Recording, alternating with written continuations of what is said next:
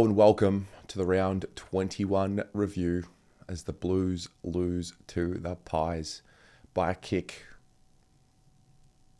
11 goals, 15, 81 to 12 goals, 12, 84 in front of 86 plus thousand people at the MCG on the Saturday night with a kick after the siren. Really the things that dreams are made of.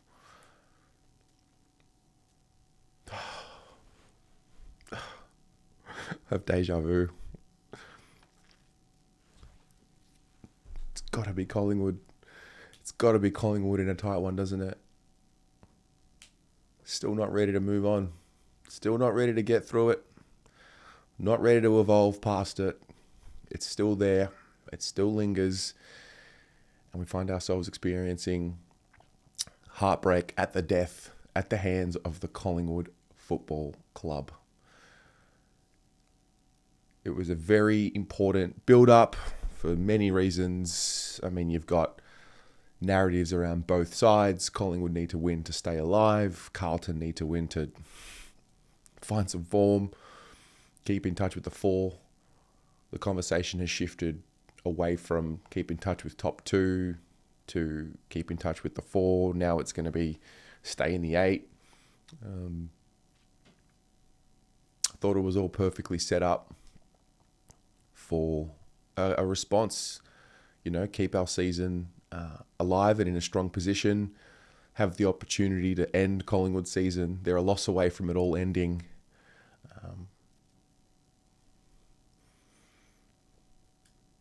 And it was a great build-up, and I loved it. And I loved last night. I hated the result. I hated a lot of what happened, but for footy, that's just what it's all about. The energy in the crowd. Definitely felt that last night. Got to the G. Collingwood montage, showing all the moments.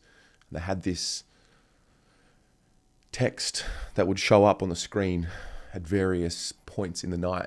Own the moment. Oh, so true. So true. And they've been owning the moment for a long time. It's all about moments. I feel like this game, I'm going to touch on it shortly, but it was all about moments and a reminder about making sure you take your moments because they come back and reward you or they haunt you.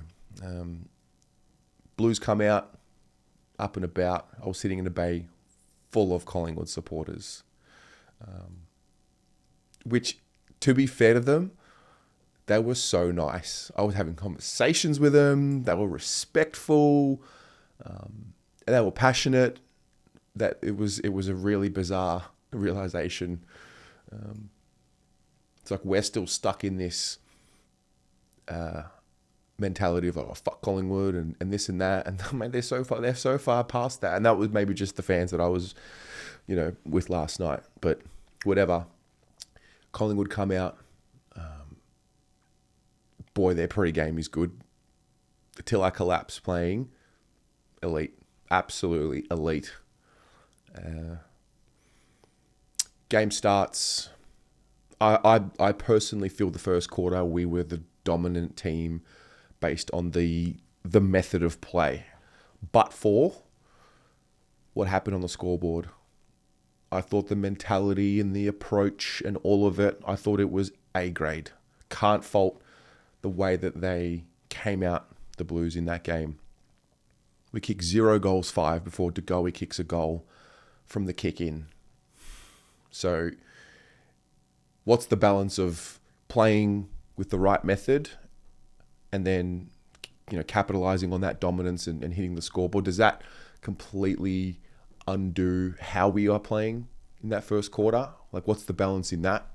But I personally thought the key markers of how I wanted to see us approach the game and play the game, I thought they were all hit in the first quarter. And moments. We're going to touch on them.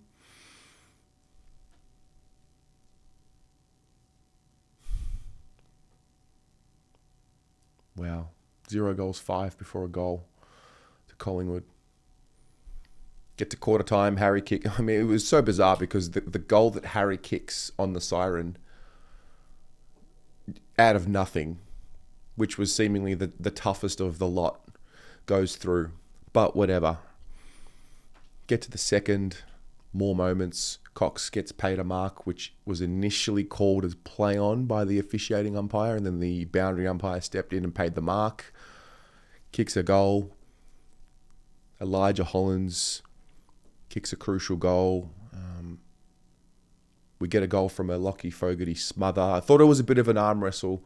I know that when the emotion kicks in after the game, it's really easy to say, we were nowhere in the second and third quarter. I mean, I think we were beaten in the second and third quarter, but there were still signs that had me believing we were still going to win the game. For what it's worth, I thought we were winning the game the entire time, particularly after watching that first quarter. And the reason why I say that is because, last week we were getting the scoreboard impact, but Port were ultimately playing the better brand. And then eventually, over the course of 4 quarters, that turned. So that's what led me to believe if we still keep at it the way we are now, it's going to turn. We'll get our momentum. Collingwood were always going to get momentum back. It's Collingwood, the Premiers. And also it's footy, and it's a game of momentum. So that happens. Cox gets a bullshit free kick, which was interesting against Nick Newman, but it was paid. Kicks a goal. I guess the telling moment in the second quarter for me was, Jesse Motlop missing from in front. Just didn't take the moment. There's no room, there's no time for sympathy. It's just a harsh reality. We can be soft and nice to these boys, but until they embrace the moment and overcome it, they're going to continue to have these mistakes happening. So that happens. Get to halftime. Honestly, I looked at the game. I thought we were in okay shape. I thought we were wasteful. But I still had full belief that we were going to win the game. At that point, I didn't see Collingwood dominating the play other than hurting us off the turnover or hurting us with their proactive play. And one thing I noticed about them all night, they embraced the chaos. They embraced the unknown and the uncertainty. They just got the ball moving forward. There was a flow about them. It wasn't pretty, but they have this ability to trust and believe in each other when there's uncertainty. And so they created uncertainty. They created uncertainty for our defenders. They're so unpredictable with the way they go about it. They're just quick to get the ball in a live play. And once it's live, they just go for it. And they play the game on its merits. And sometimes it works and sometimes it doesn't. But they don't. You can sort of tell they've overcome this mental hurdle of worrying about the result of what happens. They just go, and they get. And the game is so good because it rewards bravery. And in the end, which we'll touch on shortly, it did reward them in the end because they were willing to be more brave for long enough in this game. I thought Darcy Cameron was completely dominating Pito at halftime. I noticed Pito looking at the man a lot. I noticed us looking at Collingwood a lot in contests as opposed to going for the ball. I think there's something to do with the mentality there, but still rectifiable. Get to the third quarter, crucial moment. We'll touch on again. Elijah. It was funny because there was a number of possessions where do you do the team thing or do you take the moment? And I thought him not handballing to Charlie Curnow, who was not really a factor in the game much until that point. Up until that point, it was the moment to get him involved. But Lige, he takes the moment. And fair play, you take the ownership and responsibility.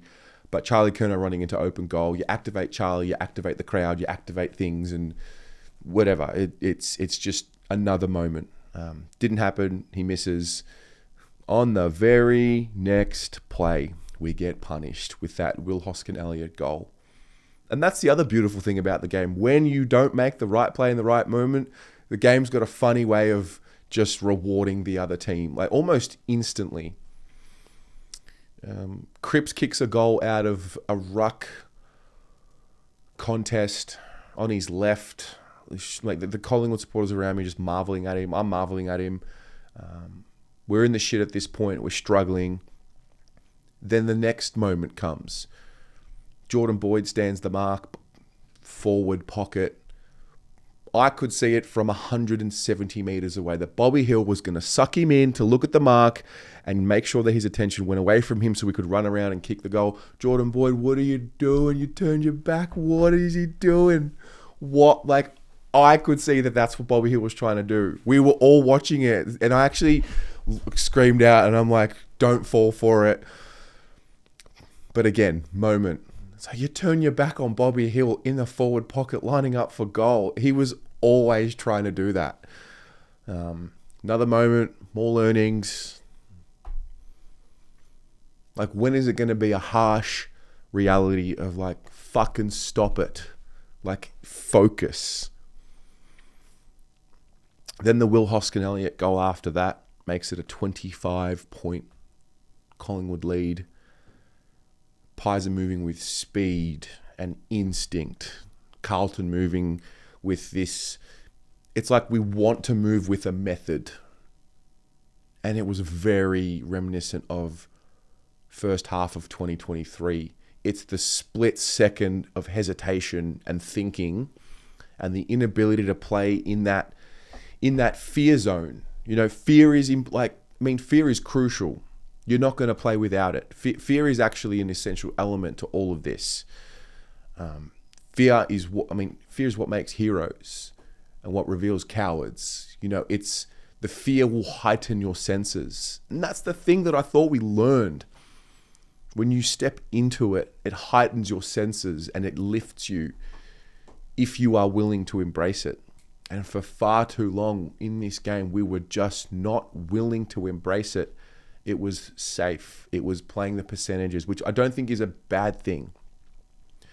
But the disproportionate focus on playing the percentages as opposed to trying to create something by creating momentum is, I think, where we're finding ourselves in these holes. Combine that with these moments that we are not switched on enough, or just our inability to zero in and focus in on the moment is just hurting us. Get to the fourth, I'm still super confident that we're winning the game. Pies kicked the first goal of the quarter, and that's when it started wavering. I was like, no. Then it's almost like subconsciously the boys flirt with danger and try and see how much of a hole can they put themselves in before they then start to play on that instinct. Elijah kicks an incredible check side goal. He looked inboard, it wasn't on, and then just went for it. Instinct. Unknown what the outcome was going to be. Really nice goal. Always kicks a goal, which I thought was crucial, which was then part of a series of events where Charlie's hurt himself and he's hurt his ankle, he's off the ground. And then I think, I was willing and screaming all night, like to activate and find your instincts and find your fear. So the sequence where I thought we first saw it properly and truly with conviction. So 12 minutes 22 to go in the fourth quarter. Wiedering marks the ball off, can't remember who kicked it. Might have been Pendlebury, off a Pendlebury kick. Marks the ball, intercept mark, hesitates for the split second, and then he has to go with that shallow kick, kicks the ball lands sort of on the 50-metre arc. Pendlebury's about to mark it. Harry Mackay, creates a spillage, and that's that. Then the ball, in the exact same sequence of events, goes back to the same wing, Wiedering. Takes a one-handed mark, but he just goes for it. It was not dissimilar to the kick to Ollie Hollins in the semi-final, this second one. Marks it with one hand, goes, turns, hits Blake Acres. Blake Acres then kicks it further ahead to Jack Martin, who marks in front of Darcy Moore. Then and because we've moved the angle, everyone in the forward line is moving, and when movement happens, more times than not, you're going to find an opportunity for someone to take a mark. And then Martin hits Owies on the lead. Owies misses. So maybe I'm talking about something that doesn't matter. But in that moment, I genuinely felt like, there it is. Okay. And then I found from then on, we continued to finally play on instinct. Now, there's taking the kick in the corridor, and they did at times. It's not that they didn't throughout the game, but they didn't do it with conviction, like with a real purpose until that moment. Because at that point, you're down 25, I think it was. You've got no choice. And I guess this is the psychology of the conversation. Like, why are we putting ourselves in the game and now in the season at risk after building such momentum? I looked at last night less around coaching and like it's on the players, mate. It's on the players. They've got to own it. They've got to grow up. We're talking about moments. We've done this conversation, the moments conversation, and focus, full dialed in focus. We've had this conversation. We've done the learnings. It was 2022. The moments, every moment counts. When you lose the final 4 games and you don't take your opportunities and you're rushing kicks in 2022, like we've had this conversation.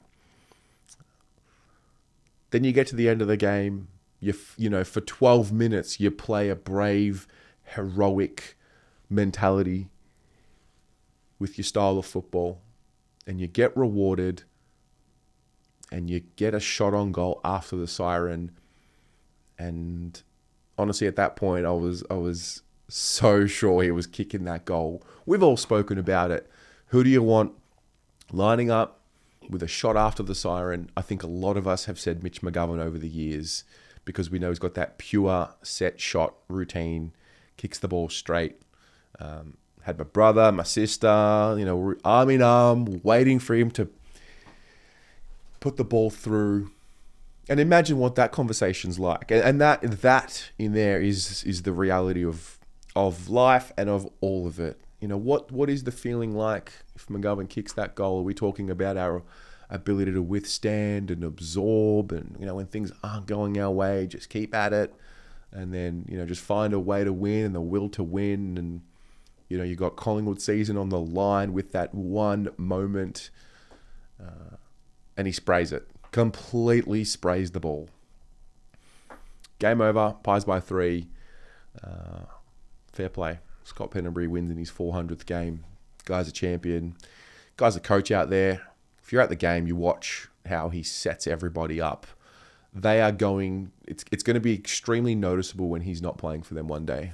Like, there will be an adjustment period when he's not out there, because he organises things out there like very few can. Kind of reminds me a little bit of Luke Hodge, that trait.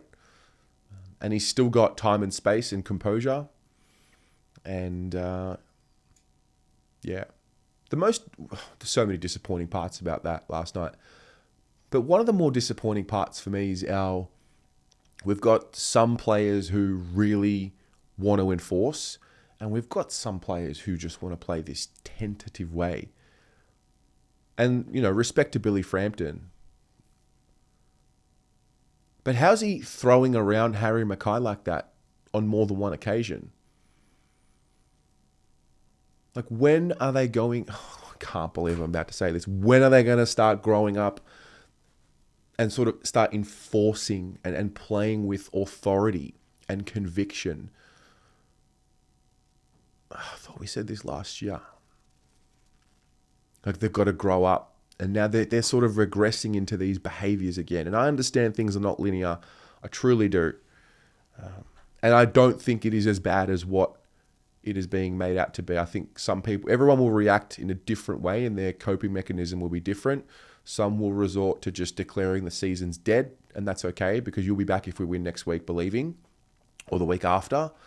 I'm just waiting until the season's over, like actually over. At the end of round 24, I will assess everything. Until then, you've got to keep going. They've got to keep going. The expectation is that they keep going until the final siren of the final game. So I don't think that shouldn't apply to anyone else involved in this club. But fuck, man. Like, what are we doing talking about focus, moments? Like, how many more times do you need to be kicked in the dick before you switch on for long enough? Like, where is the concentration? How is it waning? Like, what else do you need? Do they need to fall out of the 8 to really feel the fire? It's like, and is it just them adjusting to the expectation when the world jumped on their shoulders and believed in them? And that's everyone. When everyone believed in them and they got the love and the support and the belief that they wanted, and the positive affirmation, when they got all of that, they wasted it. So now you find yourself in this position where you're doubted, fear is here. You lost a lot of supporters over the last month, and fair enough, because you play, to play, and it's easy to say this as a fan on this side of the fence. So I'm very mindful of that. But to play and have this almost cowardice about them. It's like, you're going to lose. That's okay. Like, you're going to lose. But what are you waiting for? What are you afraid of? And I say that because I believe in them. I believe that, I do. I truly believe in their ability to get through it. I believe ultimately this is just another one of those periods of time where they've got to fight through it and find themselves again. But it's not going to happen playing cowardly. It's not going to happen when you're not willing to embrace the fear until there's 10 minutes to go in the game. Like, go. You can't take every kick through the corridor. I understand that. But to move with conviction. This honestly is reminding me of the first half of 23. That it's honestly like 0.3 of a second hesitancy is all that it takes, because the opposition smells the doubt and smells the fear. And when you're playing against an opposition like Collingwood, who consistently push themselves into the fear zone and into the unknown, you are going to lose that more times than not. The game's the ultimate equalizer, and yeah, disappointing. Questions asked all around, and rightly so. We're getting questions asked in every area of this football club, and rightly so. So what are they going to do? You got 3 weeks, but honestly, you've just got next week.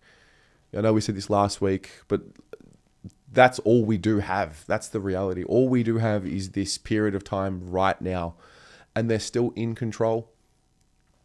They're always in control of how they react. Hawthorn will play. Whatever they do with the Giants will be what it'll be. And then next Sunday, you've got to go again. You've got to find... Yeah. I just don't understand what they're waiting for. That's the part that is bewildering me. They are put out there. They create enough opportunity to win the game of football last night. I don't think we lost due to a lack of coaching moves to set up an opportunity to win a game. I understand that it's really easy that, lose coaching bad, win, coaching good. At the end of the day, you've got to create some sort of a game plan that gives you enough opportunities to win the game. I mean, how do you coach Elijah not handballing over to Charlie Curnow? How do you coach Jordan Boyd not turning his back on Bobby Hill? How do you coach some of these moments? Like, how do you coach that? How do you coach your players moving with conviction? It's also part of it.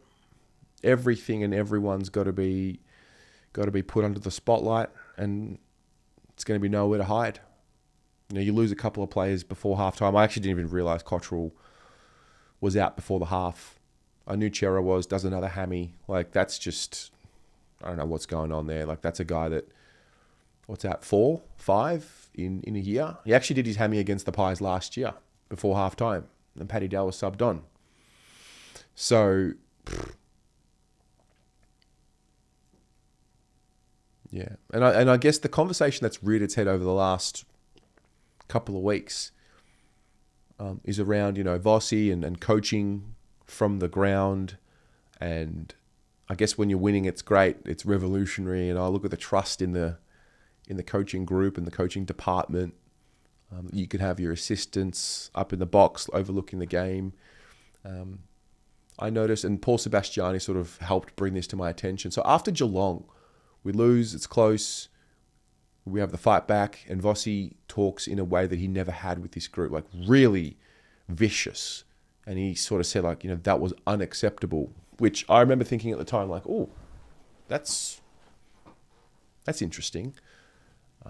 Cats were flying, but it was a really elevated, mature, evolved way. It's almost like he was talking to them and ready to move away from cuddling them. And then that came back pretty quickly. Then last night I watched the presser. He's obviously positive and supportive. And I think a lot of us will get sucked into the presser and thinking like that's how he's going to be talking to them behind closed doors.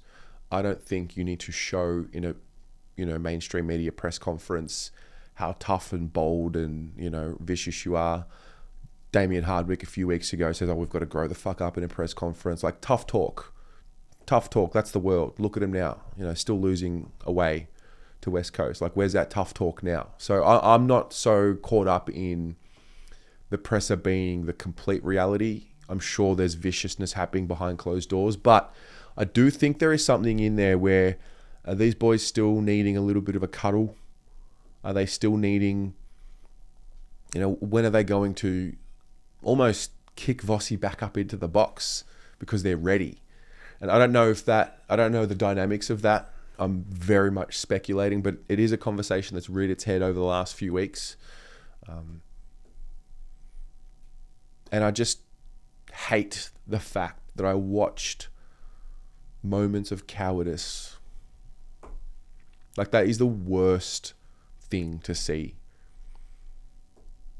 When you believe in a group so much and you've seen them come through so much and find their will to win. Yeah.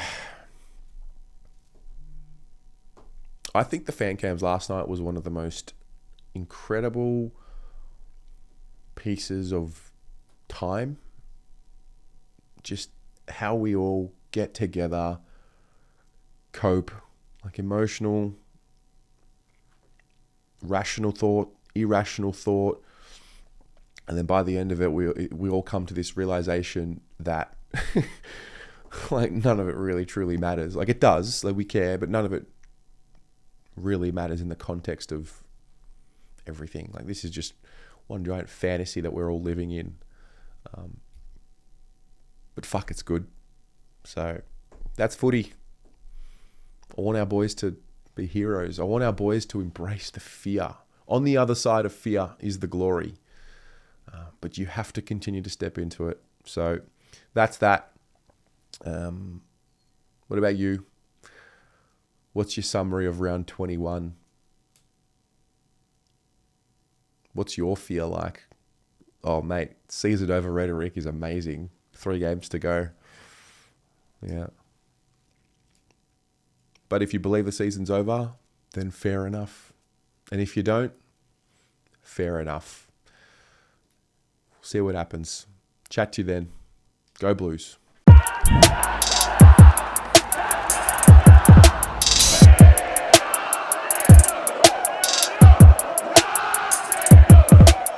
Hey, thanks so much for watching this video. Hope you enjoyed it. On your way out, don't forget to like the video, subscribe to the channel if you haven't already, and also go and check out the BA shop. We've got hoodies, t-shirts, AirPods case covers, key rings, water bottles, and of course, the BA pin. If you have any questions, feel free to reach out. Thanks again for your support. It really does mean the world. And of course, go Blues.